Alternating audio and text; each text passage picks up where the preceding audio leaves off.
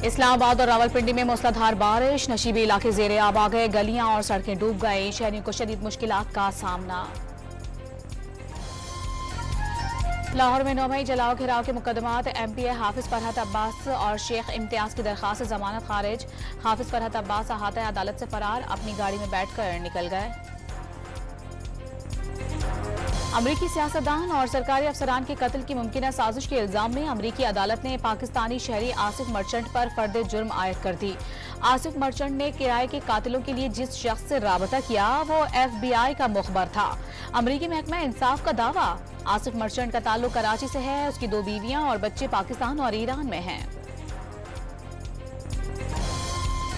अब तक रद्द-ए-अमल देने से पहले आसिफ मर्चेंट के माजी से मुतालिक मालूमात की तौसीक चाहते हैं। मीडिया रिपोर्ट्स देखी हैं, अमरीकी हुक्काम के साथ राबते में भी हैं और मजीद तफसीलात का इंतजार है।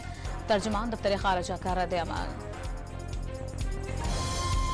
डॉक्टर मोहम्मद यूनुस बांग्लादेश की अबूरी हुकूमत के सरबराह मुकर्रर। ऐवान सदर में तीनों मुसल्लह अफवाज के सरबराहान और तुलबा तहरीक के रहनुमाओं के इजलास में मुशावरत से फैसला हुआ। अबूरी हुकूमत के बाकी अरकान का फैसला मशावरत के बाद किया जाएगा। तुलबा तहरीक ने फौजी हुकूमत तस्लीम करने से इनकार कर दिया था। शेख हसीना वाजिद की बरतानिया ने सियासी पनाह और अमरीका ने वीजे की दरखास्तें मुस्तरद कर दी।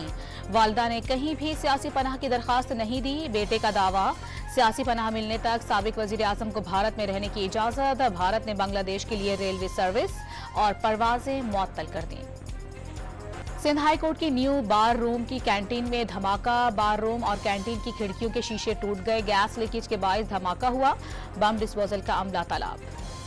फैसलाबाद में बजरी से लदा डंपर कार पर उलट गया, 3 अफराद जान बहक, डंपर का ड्राइवर साथी समेत मौके से फरार। और बांग्लादेश के खिलाफ टेस्ट सीरीज के लिए 17 रुकनी स्क्वाड का ऐलान, शान मसूद कप्तान और सऊद शकील नायब कप्तान मुकर्रर।